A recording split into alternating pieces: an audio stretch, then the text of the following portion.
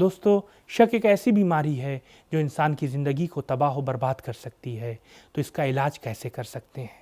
تو آئیے اس سوال کے جواب کو جاننے کے لیے اس ویڈیو کو آخر تک ضرور دیکھیں۔ اعوذ باللہ من الشیطان الرجیم، بسم اللہ الرحمن الرحیم، اللہم صلی علی محمد وآل محمد وعجل فرجہم۔ ناظرین محترم، السلام علیکم۔ تفسیر نور کے اس پروگرام میں ہم آپ کو خوش آمدید کہتے ہیں۔ ناظرین، یہ ایک بہترین موقع ہے تفسیر قرآن کو جاننے کا، کیونکہ پروردگار نے بارہا کہا ہے افلا یتدبرون القرآن، قرآن میں غور و فکر و تدبر کیوں نہیں کرتے؟ اور بغیر تفسیر کو جانے انسان غور و فکر و تدبر نہیں کر سکتا۔ اسی لیے اس پروگرام کو لایا گیا تاکہ لوگ اپنے سماج کو قرآنی سماج بنا سکیں۔ تو آئیے چلتے ہیں آج کے اس ایپیسوڈ کی پہلی آیت کی تفسیر کو جاننے کے لیے پہلے اس کی تلاوت اور ترجمے کو سنتے ہیں۔ کتاب انزلناه الیک مبارک لیدبروا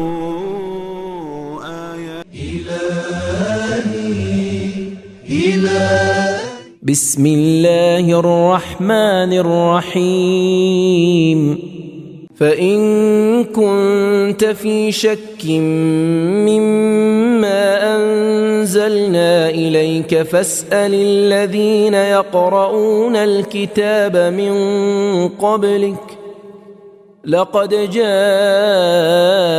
الْحَقُّ مِن رَّبِّكَ فَلَا تَكُونَنَّ مِنَ الْمُمْتَرِينَ۔ جو کچھ ہم نے آپ پر نازل کیا ہے، اگر اس میں تجھے شک ہے تو پھر ان لوگوں سے پوچھیں جو آپ سے پہلے کتاب پڑھ رہے ہیں۔ یقیناً آپ کے پروردگار کی طرف سے آپ کے پاس حق آ چکا ہے، آپ شک کرنے والوں میں سے نہ بنیں۔ دوستو، ابھی آپ نے اس نورانی آیت کی تلاوت اور ترجمے کو سنا۔ اب آئیے اس آیت کے اہم نکات کو جاننے کی کوشش کرتے ہیں۔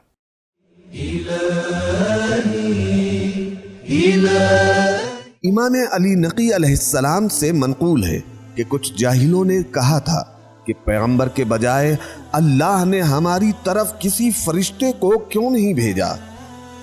اس کے جواب میں اللہ تعالیٰ نے یہ آیت نازل فرمائی اور واضح فرمایا کہ تمام انبیاء انسانی زندگی بسر کرتے تھے۔ تفسیر نور الثقلین۔ سوال: سابقہ آسمانی کتابوں میں تحریف ہو چکی ہے، پھر اللہ نے اس آیت میں علماء یعنی اہل کتاب کو منصف کیوں بنایا؟ جواب: یہ سچ ہے کہ سابقہ آسمانی کتابوں کی کچھ تعلیمات میں تحریف ہو چکی تھی، لیکن پوری کی پوری کتابوں میں تحریف نہیں ہوئی تھی، اور اہل کتاب میں کچھ حق پرست افراد بھی موجود تھے۔ تفسیر کبیر فخر رازی۔ ایک اہم سوال اور اس کا جواب۔ سوال: یہاں ایک اہم سوال پیدا ہوتا ہے، اور وہ یہ ہے کہ قرآن کریم کی اس آیت میں کہا گیا ہے ان کنت فی شک، یعنی پیغمبر کیا آپ کو قرآن کی حقانیت میں شک ہے؟ جبکہ رسول خدا کو قرآن کریم میں کوئی شک نہیں تھا۔ عقل اس بات کو قبول نہیں کر سکتی کہ پیغمبر کو وحی میں شک ہو۔ جواب: لفظان حرف شرط ہے، یہ یقینی واقع ہونے کی دلیل نہیں ہے، جیسا کہ قرآن کریم میں ارشاد خداوندی ہے ان دعوا للرحمن ولدا، سورہ مریم آیت نمبر 91۔ اگر خدا کے ہاں کوئی بیٹا ہوتا، جبکہ اللہ اولاد سے پاک ہے، جیسا کہ فرمان خداوندی ہے لم یلد ولم یولد، خدا کسی کا باپ نہیں ہے اور وہ کسی کا بیٹا نہیں ہے۔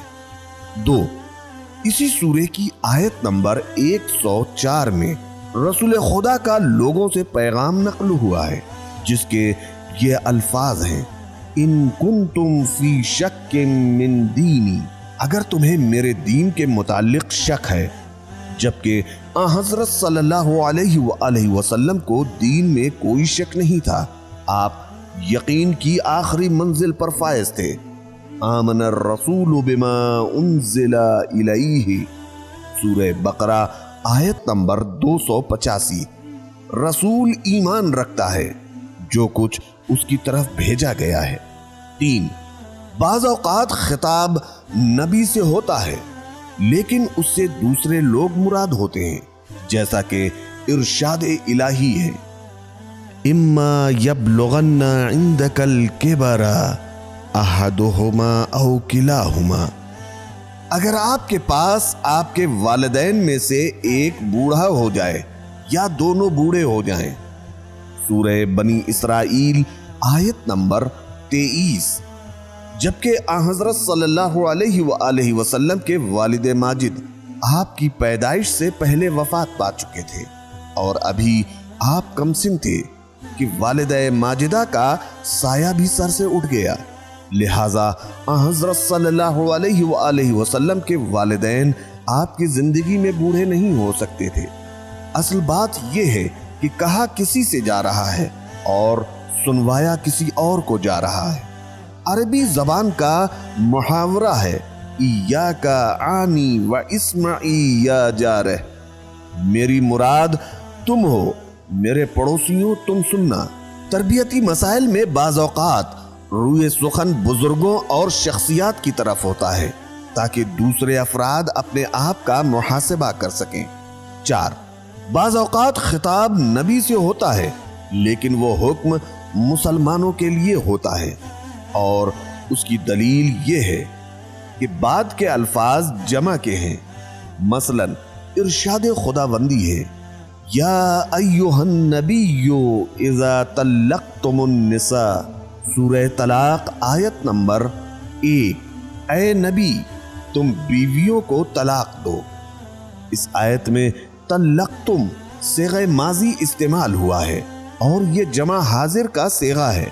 اس کے برعکس واحد حاضر کا صیغہ طلقتا نہیں لایا گیا، اور ادھر ہم سب حقیقت سے بھی باخبر ہیں کہ رسول اکرم صلی اللہ علیہ وآلہ وسلم نے کسی بیوی کو طلاق نہیں دی تھی، لہٰذا اس آیت میں خطاب رسول اکرم صلی اللہ علیہ وآلہ وسلم سے ہے لیکن مراد امت ہے۔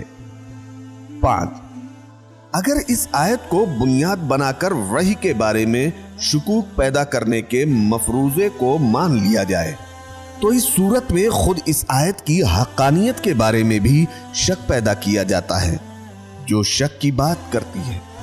6، اہل کتاب کو بہت سے شک اور اشکالات درپیش تھے لیکن وہ سوال کرنے میں خجالت محسوس کرتے تھے۔ اللہ تعالیٰ نے اس آیت کے ذریعے سے ان کے لیے سوال کرنے کا دروازہ کھول دیا۔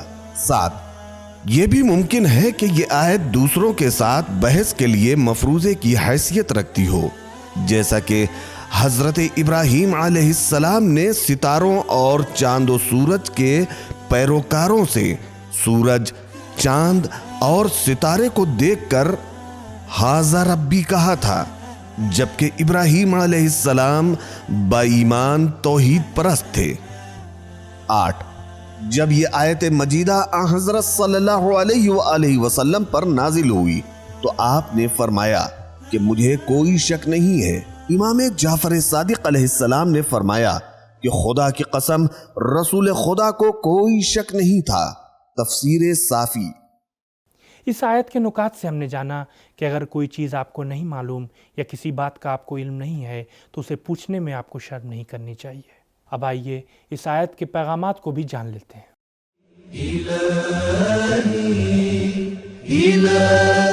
1، عقائد کو شک و شبہات سے پاک ہونا چاہیے۔ 2، شک کے وقت علماء کی طرف رجوع کرنا چاہیے۔ 3، آسمانی کتابیں ایک دوسرے کی تائید کرتی ہیں۔ 4، کچھ اہل کتاب حق بات بھی کہتے تھے۔